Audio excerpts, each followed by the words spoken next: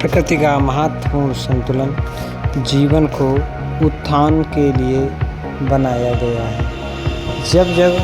प्रकृति के साथ छेड़छाड़ किया गया है मानव के द्वारा, तो प्रकृति ने अपना एक रौद्र रूप दिखाया है और अपने आप को एक रौद्र रूप में प्रकट करके अपने आप को संजोकर और बचाकर रखने का प्रयास किया है। लेकिन जब जब मानव मनुष्यता को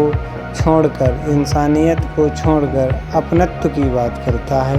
और अपने आप को प्रकृति से आगे रखना चाहता है,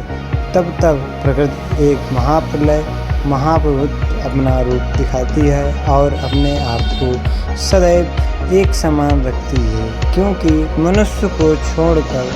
कोई भी प्राणी, पशु, पक्षी इस प्रकार का नहीं होता है कि जो उस प्रकृति से छेड़छाड़ करे, क्योंकि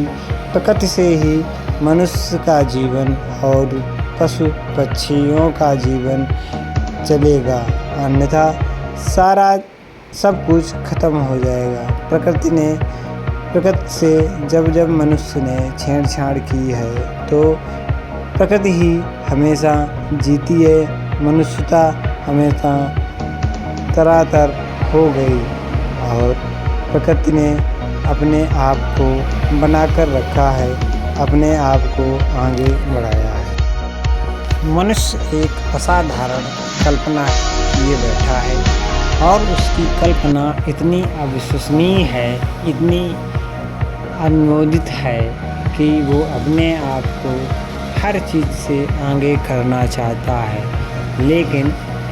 मनुष्य कभी भी आगे नहीं हो पाता है। मनुष्य ने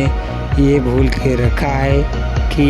हमारा जीवन प्रकृति रहेगी तो जीवन हमारा संभव रहेगा,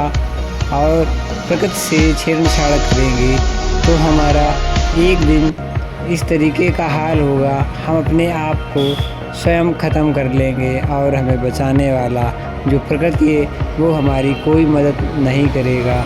और हमारा अस्तित्व ही समाप्त हो जाएगा, ख़त्म हो जाएगा।